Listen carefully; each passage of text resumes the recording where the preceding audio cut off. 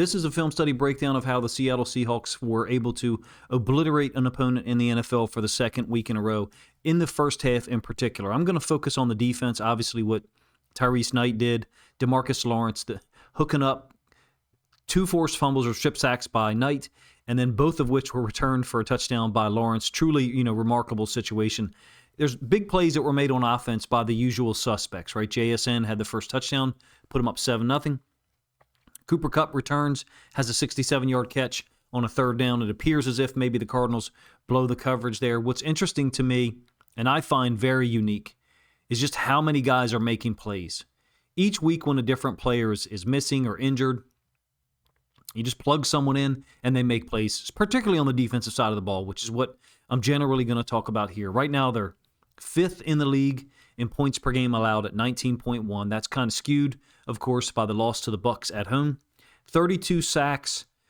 Right now, the only thing holding this team back is turnovers. They're last in the league in turnovers. I'm actually going to talk about that a little bit at the end of the video as I explore and try to give you guys some information on an offensive efficiency metric that I created with the help of a couple of people in my Lions Discord in the offseason. It's basically a one-game score for your offense, but you can also apply it to defense. Essentially, we've got a TOR score for each offensive output that basically judges efficiency by using 10 different categories. But also there's a TOR allowed category as well, and I'll provide that at the end of the video and give some comparisons to other defenses around the league, and also talk about Seattle's Super Bowl winning defense in 2013. Again, this video is generally going to focus on the defense, but you really can't miss an opportunity to talk about Sam Darnold on play-action boot concepts to his left, and in this case, the game-opening touchdown to JSN. So it's the first possession for Seattle, 1st and 10, 12 personnel. Increasingly, this formation, ace, 1 tight end set up to the right of Sam Darnold, 1 tight end set up to the left, and the running back on the midline, which is illustrated by this blue line on the right hash for the offense, left-hand side of our screen, obviously. It's a play-action fake to Kenneth Walker III, and the tight end's going to work all the way across the back of the formation. He's actually going to commit what possibly could be construed as an illegal block out here on the edge defender right here. But a couple of things going on. Number one, Shaheed running the over route. This is the exact same play, basically, that Darnold completed to Derek Young against the Saints at home in that blowout win. He's sliding to his left. It's a difficult throw to make for a right-handed quarterback. Obviously, Darnold does it increasingly at a high rate of efficiency. This is Shaheed running across the field, and Budda Baker, the safety, is off-screen to our bottom right. So he kind of sits down in front of that. You can see him here, and that's probably the reason why Darnold chooses to go up top. That and the added element that JSN has been virtually unstoppable on deep balls down the field. It's a great catch by him. He sheds the defensive back, able to get into the end zone, put him up 7-0. The ball tracking, just the balance, contact balance, while there's some type of physical fight with the defensive back, just continues to amaze me for JSN. We knew he was a great route runner, had exceptional agility. The 3-cone drill in the combine and his workout at Ohio State obviously told us that. What we didn't know is that on deep balls, he was going to be an absolute weapon. This concept is usually completed to the over concept. And what I mean when I say the over concept is this route right here by Derek Young. But in any case, like I said, it's 12 personnel ace, 1 tight end to the right, 1 tight end to the left, JSN spot shadowed up there in yellow. And he's going to smartly take his route in towards the hash and then out towards the top of the numbers. I can't exactly draw it at the depth that, to reflect it accurately, because we only have so much screen to deal with. You guys can see in the 30-yard line in the top right corner of your screen. It's play action, and it's completed far deeper than the 30-yard line. You got all the elements of the classic, Kubiak, whether it's Clint or Gary, play action, under center, where you got horizontal conflict, run action to one side, and then the quarterback booting in the other. Real nice job by the running back here, I think, picking up this blitzing inside linebacker, allowing no pursuit from the backside. And then Darnold has just enough time to set his feet. There's a change of pace here by JSN as well, talking about up at the top side of the screen. So he was going, I'd say, like in 3.5 gear, or however you say that, perhaps 4th. And then he begins to hit 5th gear right after putting his left foot in the ground up there near the 30-yard line. Budda Baker had basically jumped that over route from Shaheed. Sam Darnold lofts it up perfectly. JSN, incredible contact balance, puts him up 7-0 early. It wasn't at this point, for me, I didn't get to watch the game live. I watched it on the condensed version about an hour and a half once the game was completed, because I was watching the Ravens game and then the Lions game. It wasn't at this point, but it's actually after the next score, the defensive one, where I started to think, okay, this is beginning to look familiar, basically like the blowout win in Washington last week. This is the aforementioned play. It's an incredible blitz by Seattle. So first of all, on a 2nd and 11, a couple of things happening here off the left edge for the offense, right-hand side for Seattle's defense. You guys can't see him, but off-screen is Kobe Bryant and then Nick Amanwari. They're going to basically overload blitz off that side. Amanwari goes inside of the B-gap as this tackle here steps out to Kobe Bryant. So there is Amanwari. He'll be engaged by the running back, and what's perfect here is the unselfishness of everyone on defense. So Knight comes through here, gets the forced fumble, right? Great. It's a spectacular impact play, but you see things like this occur for unselfish groups of people or individuals. We're talking about DeMarcus Lawrence. So look, he's lined up outside of the left tackle. That's in a 5 technique. That's C-gap. He's going to stunt all the way around and I think end up in the A-gap because he's specifically tasked with clearing the space for Knight. So Lawrence is going to go in here. Knight loops around, and the combination of Knight and the 2 edge blitzers, Amanwari and Bryant, makes it virtually impossible for the Cardinals to pick this blitz up. You can see that Lawrence has been picked up or blocked by the offensive lineman. Free run or free lane, I should say, for Knight to get the forced fumble. Live speed, or when I was watching it on the condensed version later on, I thought that this was going to be caught in the air. Lawrence picks it up off one hop. Fortunately, the refs got it right. Takes it back to the house. You can see how happy Tyrese Knight is. 2nd year inside linebacker. I think he's only 24 years old. Made 2 incredible splash plays in this one. In this case, puts them up 14-0 just 5.5 minutes in. Same diagram from the all-22 angle. You catch it a little bit better because now we have Bryant in our view. So basically, he's the contain rusher, the outside rusher, and Amanwari is going to end up B-gap, going B-gap, isolated against the running back. It's a jumbo personnel set for Arizona. So you've got an offensive lineman who is reported eligible and then an actual tight end up here. So I would call it jumbo 12. And I wonder if this blitz is in a response to that personnel group, basically meaning, hey, we don't think you're going to be able to throw the ball if we bring pressure, number 1. Number 2, we're going to bring pressure so you can't run the ball either. Here's the dynamic I'm talking about, the unselfish nature of what DeMarcus Lawrence executes, how it frees up Tyrese Knight, which ends up helping him on the back end.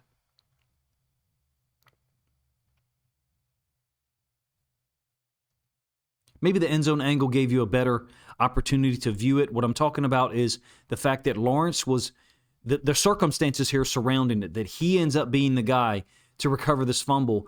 To me, yes, it's random, it's chance. As a coach and someone who believes in, trying to do things the right way when you're playing, when you're coaching and competing, I don't think this is random chance. To me, this is illustrative of a team that does things the right way and they're willing to sacrifice their own individual opportunities for each other in certain points in time. And in this case, Lawrence cleared out the space for Knight to squeeze through or loop around. Knight forces the fumble. Lo and behold, Lawrence picks it up, returns it for a touchdown.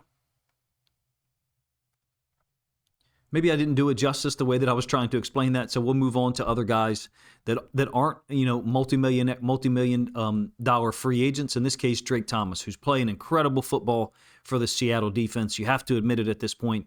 It's been sustained production, timely pass coverage, and then run stops. Maybe they're all not like this one. 3rd and 1 for Arizona on their second possession, and I think that this guy might be one of the inside linebackers that I want to look at in the offseason and just look at the end zone angle and look at his eyes to see what he's identifying. This is the 3rd time I've seen this in the first half, whereby basically he looks across the field and sees something. In this case, it's a really, really slow motion by the tight end who's off screen. It's a jumbo 13 personnel group. So you got 2 tight ends here. tight end off screen to our right. I think it's Higgins. You'll see him come into the screen. I mean, incredibly slow. The motion, this looks like they're trying to time up an F counter scheme where the guard pulls and kicks out the edge defender who's being blocked by Trey McBride anyway. And then the second tight end through pulls and kind of loops to go get the frontside inside linebacker, which in this case will be Drake Thomas. Well, no one gets him. I'll give you the all-22 angle of this one. As a Seahawks fan, I'm sure you've watched this play multiple times. It's just beautiful stuff, man. The guy, this play in particular, but what he's done so far in 2025, played 389 snaps, so about half of a full season for an inside linebacker. 46 tackles, so halfway to 90. 3 sacks, halfway to 6. 6 passes defensed, 8 TFLs. Don't think he'll get to 10 sacks, but what if he does? What if he gets to double-digit TFLs, PDs, and sacks? I don't expect that to occur, but I wouldn't put anything past this Mike Macdonald, Aiden Durday defense. Everyone that they put on the field is making plays. There's instant recognition of things. Now, from the all-22 angle, you kind of get an idea of what I'm talking about. You'll see Thomas's helmet turn to look at that tight end, kind of pick him up visually. 2 tight ends to the bottom side here for the Cardinals. The same play, obviously, one of which is a jumbo or 6th offensive lineman. There's the scheme. Right guard going to pull, supposed to kick out, I think, Nwosu. McBride engages him anyway for whatever reason. The tight end's motion super slow, and Thomas is absolutely triggered. It looks like he confirmed something to me. So he sees the tight end move, looks over there, makes, confirmation of it, and then I feel like I'm perceiving him look here to the downside. Maybe he's confirming that tight end is not releasing, the tight end is blocking Nwosu. To me, this looks like a guy who does his film study homework and basically knew the play. I'm not discounting what he put out here, the impact that he made on this. This is football, that you study your opponent in certain situations. From a formation standpoint, this is the way it's supposed to be, in my opinion. You look for the opportunity to take advantage of patterns or tendencies. And oh, by the way, this group, they just terrorize people in goal line and short yardage situations. If I get the opportunity to on Wednesday, I would love to put something together that's season long about the goal line short yardage stuff. Of course, Arizona did get a touchdown on their second chance inside the 5 after they had already been stopped on a 4th and 1, I think after Sam Darnold was credited with a fumble. Offense again, and I'm using this to illustrate that everyone makes plays. Do not take it in a derogatory manner towards anyone. These guys are NFL players, but no matter how far you get down the depth chart, whether it's running back, linebacker, nickel DB, everyone that Seattle's putting on the field right now is making plays. This is George Halani. Obviously, he's going to score a touchdown, 9 yards. Partially opened up, if you will, by the way that the defensive end here and the defensive tackle play this. Now, this defensive tackle kind of swims a little bit past Bradford, which is great, but he ends up in the A-gap. Bradford falls flat on his face, fine. But because of both of those guys stunting to the inside, the way that Seattle blocks this, I think it's Arroyo here, pinning down on the safety, and the D-end and D-tackle stunting to the inside. I mean, this just becomes a one-on-one for Halani and the boundary side corner. I think it's Burke, but I might be wrong. Really nice move by Halani, who's shifty. Anyway, we saw that in the preseason and earlier in the regular season as well, I think on a punt return or a kick return. In any case, it's a touchdown that puts Seattle up quick, 21-0. At this point, very reminiscent, obviously, of what they did to Washington last week. Same play from the end zone, all-22 angle. I've tried to at sometimes reverse the order, present the end zone angle first for various reasons. You're welcome to speculate on that in the comment section if you want. But a dynamic that exists for a lot of offenses, not just in the NFL, but college and high school, is they don't run to a single receiver side unless there's a puller or a fullback or a tight end leading the way. In this case, you just basically got a zone concept into the boundary where Halani ends up bouncing it because of the behavior, or the reaction of this defensive tackle and this defensive end. Like I showed you from the end zone angle, they kind of stunt to the inside. That opens up the bounce opportunity. Arroyo pins down the boundary side safety. You can see the edge has basically been compressed completely. It's a real nice job by Lucas of adjusting to, I believe that's Sweat. I might be wrong there on the last name. I don't know really much about the Cardinals team other than, the games I've watched Seattle play against them. The close win on the road in Arizona, and then this time the blowout in Seattle. This one puts them up 21-0. Like I said, just an amazing dynamic, man. I've been involved with stuff like this at the high school and youth level where you put your second string, third string guys in and they just continue to make plays. But this is the NFL. The differential between starters and the very good players and the guys who come in, because of injury and replace a starter or replace an all-pro, Pro Bowl caliber player in the case of Drake Thomas and Tyrese Knight trying to replace Ernest Jones IV. Everyone that they put on the field in Seattle appears capable of executing at an extremely high level. Everybody runs this stunt now at the NFL and high school and even college level, but I think McDonald and his group may teach it the best. First time I saw it was in Baltimore, 2022. He had Patrick Queen running this pick stunt. 2023, Queen was probably the best at it. Here, Tyrese Knight just does such a great job of it on this 3rd and 12 that the right guard maybe still doesn't know what's happened. In any case, it's a pick stunt. They're in a mug look, so 6 or even 7, I guess, if you include Okada, lined up as potential blitzers. Drake Thomas, Okada are going to drop out. You can barely catch Okada on the right-hand side of the screen. It's a nasty look the way that they do this. So Knight is in the A-gap. He's not switching or anything like that. He's just going vertical. And as soon as the running back steps to him, I think this is a read, by the way.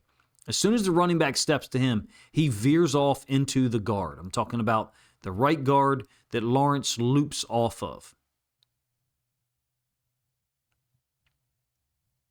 My suspicion, I've never taught this technique myself, to any of our guys.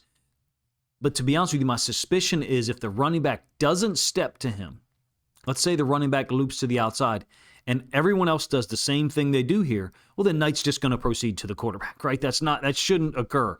NFL teams should account for him as a potential blitzer since he's lined up in the A-gap. This is the right guard who appears to still not know that there was a pick stunt, like who touched me, who ran by me. This is a ruthless, efficient group on defense. And in this case, on Sunday against Arizona, Lawrence ended up being the beneficiary. I'm not going to show you his attempt at a basketball shot after here. Look, they've had the ball twice on offense, and they're somehow up 28-0. I mean, explain that one to me, right? It's also so crazy that both defensive touchdowns, you had the same assist to slam dunk pairing. Tyrese Knight with the sack, forced fumble, and then Lawrence with the recovery for the touchdown. I think I saw a stat that's happened a certain amount of times before, but it's very rarely occurring. In any case, this is the same play from the all-22 angle. You get less of a view of it, to be honest with you, for Lawrence and Knight. You will get a pretty good idea of the way the running back steps up to deal with Knight as a potential blitzer. In addition, Emmanuel is going to drop down while Drake Thomas and Okada drop out. I feel like on some of his depth at times, Emmanuel is a little bit loose. So in any case, we'll move past that and kind of come back to it if I remember to rewind it. Here's the dynamic we're talking about. Lawrence engaging the right guard, actually pushing him back, and then you can see the right guard totally off balance after the pick stunt by Knight, who keeps running through. That's the key here, is that don't just execute the pick. Bounce off of him, basically ricochet off of the guard such that you can proceed to the quarterback. It's a no-win situation for the running back, essentially a 2-on-1. In terms of Emmanuel's depth, to me, he needs to get down further, but it is a 3rd and 12. So there does come a point in time whereby, the line to gain here, I think, is just past the 50. It's like the 46 or maybe the 47. So he's at that line, should be fine. But there just appears to be times where his depth is a little bit off from some of the other guys, but he's dropping from depth, and other players are mugged up on the line of scrimmage, so there's oftentimes a easy opportunity for a differential between the second-level droppers.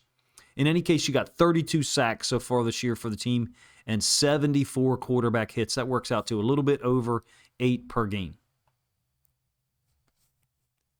Moving back to the offense a little bit, I think I do actually have a play out of order here. It's not this one, though. It's a 3rd and 4, still into the second quarter. Whether it's a blown coverage by Arizona or not, tremendous level of awareness illustrated by Sam Darnold. These guys just executing in somewhat irregular situations consistently, really no matter who it is. I think the corner down here does a pretty good job with JSN. I believe this is a cover 3 with a solo or a man call to the bottom side. You can see that's where Darnold's looking initially, to the bottom side of our screen, his left, essentially where JSN is. It makes sense. It's a 3rd and 4. You got 4 underneath droppers, guy moving to the middle of the field to be the free safety, and I believe a zone drop up here that looks like cover 3. All things being considered for me, I would say this is a cover 3 with a man or a solo, Louis call, whatever you want to refer to it as, with this corner on JSN. Darnold moves off of that quickly because it's man there, and he's got a 2nd level dropper in that window, so Darnold's got to move off of it. Scrambles out of there on a 4-man rush. Kupp ends up near the top side of our screen, the right-hand side for Darnold. That's the line of scrimmage right here, the 30-yard line. So the first time I saw this, I thought, oh, how close was that? It wasn't even close. Just extremely high level of awareness by Darnold. I think it's this defensive back that tracks Kupp down while Arroyo is trying to get up here and block. I believe that's 34. Ends up being a 67-yard gain. I was actually wrong there. Let me rewind that. That was 34 that made that tackle.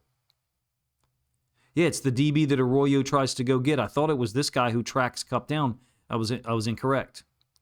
It's a really nice job by Kupp of breaking 1, if not 2 tackles, unable to get away from 34. It didn't matter. Charbonnet was able to punch it in, I think 5 plays later, to make it 35-0.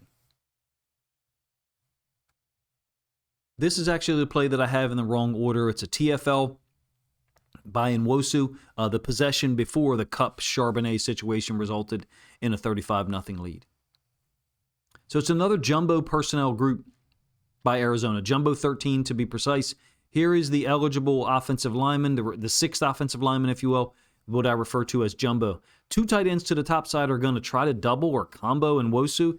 It looks like both of them think that they should move up to Drake Thomas and Devin Witherspoon as the outside force defender. And it just allows Nwosu to split them and make a tackle for loss. He's had a great year so far this year. I think he's still leading the team in sacks at 5.5, but there's 3 guys there that are at 5.5, and I think DeMarcus Lawrence is at 4 or 4.5. This one forces a punt that leads to the Kupp 67-yard catch and then the Charbonnet touchdown. Like I said, this has been a badass group in short yardage situations. Here's basically what it looks like. Durday and McDonald, they can get to this look from their nickel 4-2-5, where either Amanwari or Witherspoon is the nickel. They wouldn't put Witherspoon necessarily here, but in this case, it's their base 3-4. So you have 3 interior defensive linemen, an outside linebacker, Hall, another outside linebacker, Nwosu. Your 2 inside linebackers are Thomas and Knight, who's walked up as an edge defender. So functionally, they've just walked Okada into the box and created a 6-2. Again, you have another example of Thomas looking to one side, kind of expecting some type of motion that gives him a trigger for where the play is going to go. See a very clear example of it, him pointing. You're not always right when you do that, but I'm illustrating at least one for you that is. Okada slides over with the motion. Look where he is pre-motion. Okada was over here. He's pulled with the motion and perhaps the communication from Thomas. Didn't really need Thomas or Okada there because Nwosu had it covered.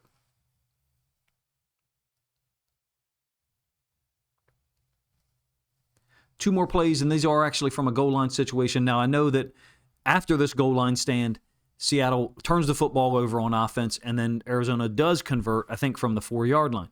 The point is, Seattle puts up tremendous resistance. They almost have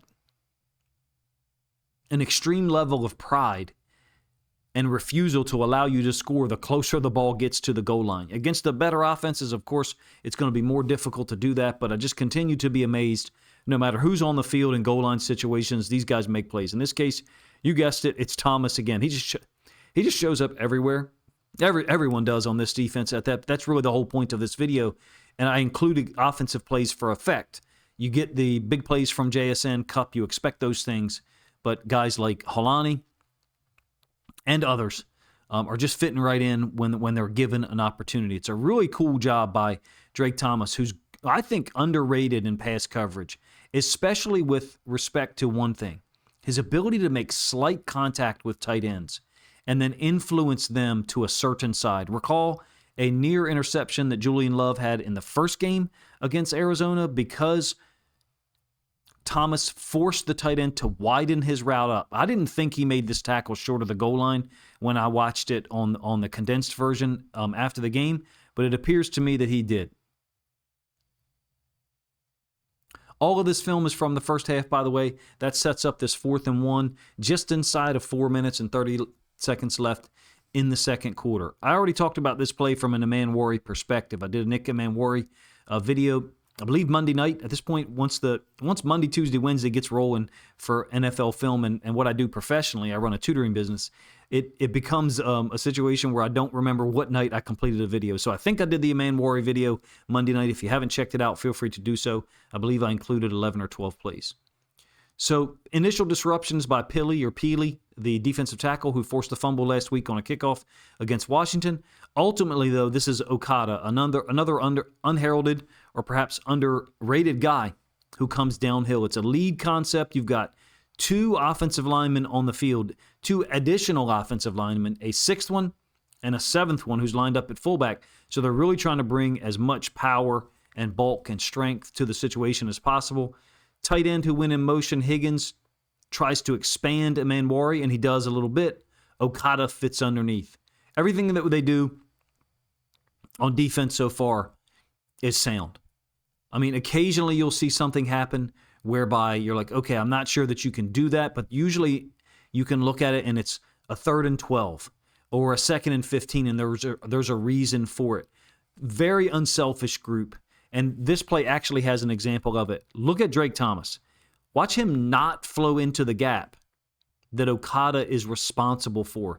He basically tries to bull back or knock back this offensive lineman. Not sure how successful he is. The point is, for me, everyone that they put out there defensively handles their responsibility. And it allows them to play with freedom because they know that no one's selfish. They have a high level of belief in these short yardage and goal line situations. I think you can see it. I don't listen to press conferences.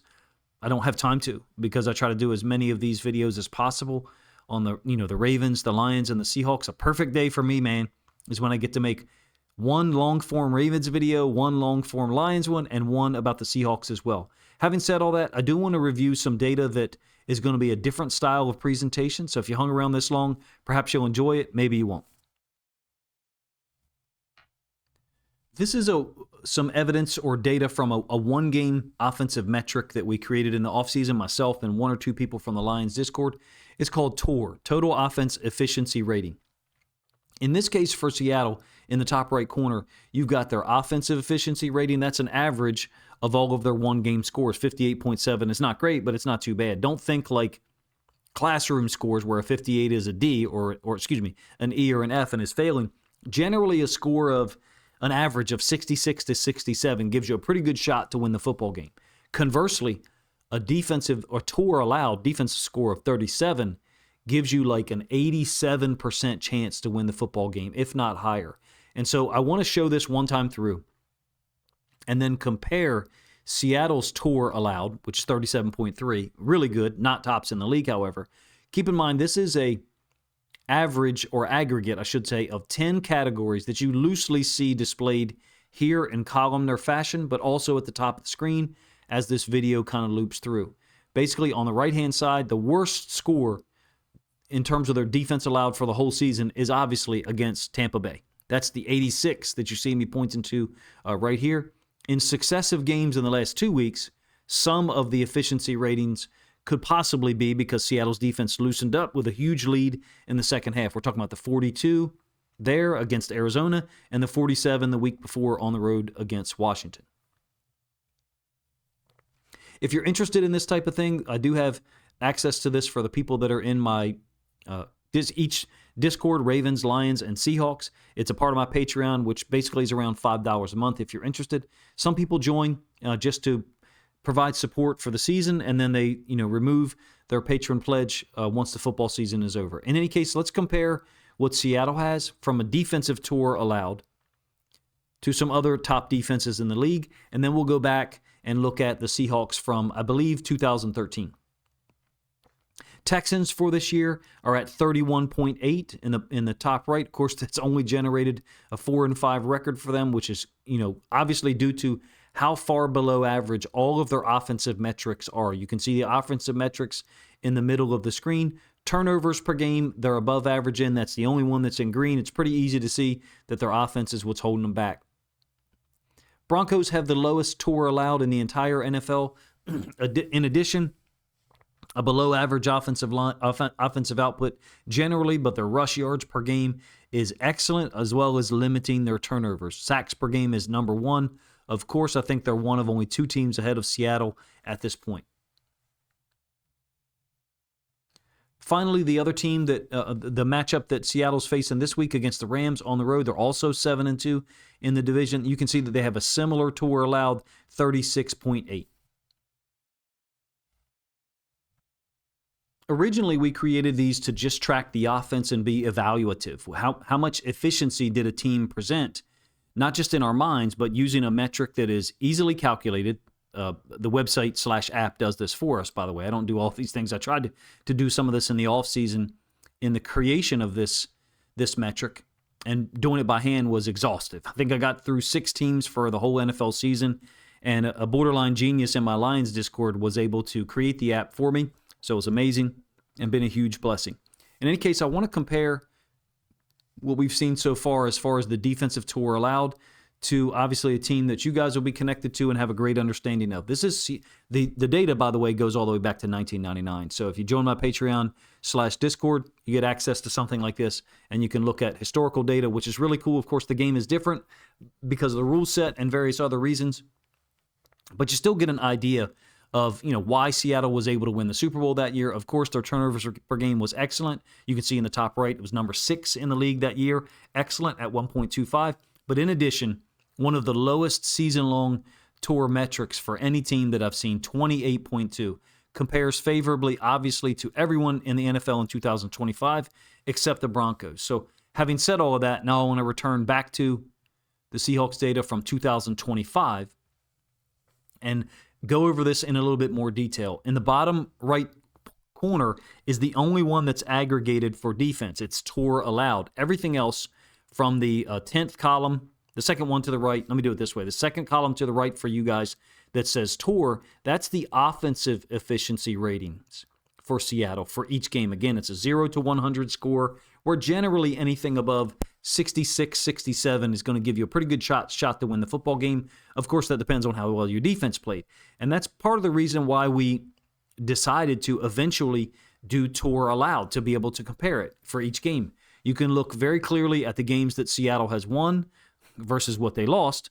Week 1 against the 49ers, the offensive TOR, 31. Again, it's an efficiency rating versus 53 for the 49ers.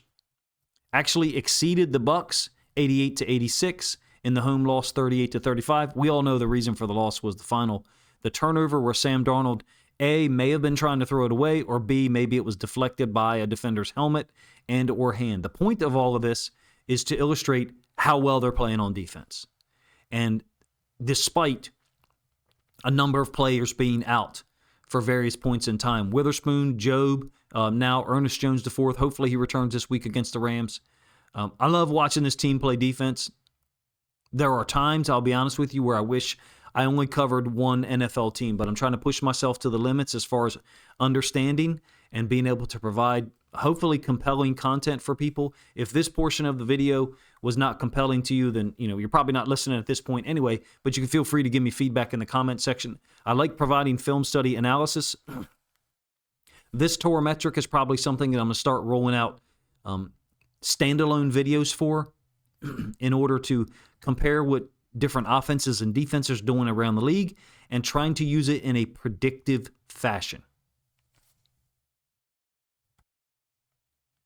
In any case, I hope you guys enjoyed the video. If you did, please let me know in the comments section. Comments and likes really help drive the engagement. And if you enjoy my work and the significant amount of time it takes me to produce these, then please consider liking and commenting to help me be rewarded with more views, more watch hours, and hopefully more revenue on the back end. In addition, if you'd like to support directly, you can either join my Patreon/Discord, number one, or finally, Grab a link to this video, share it out on social media if you'd like to see other Seahawks fans get an opportunity to enjoy it as well. Appreciate you guys' time.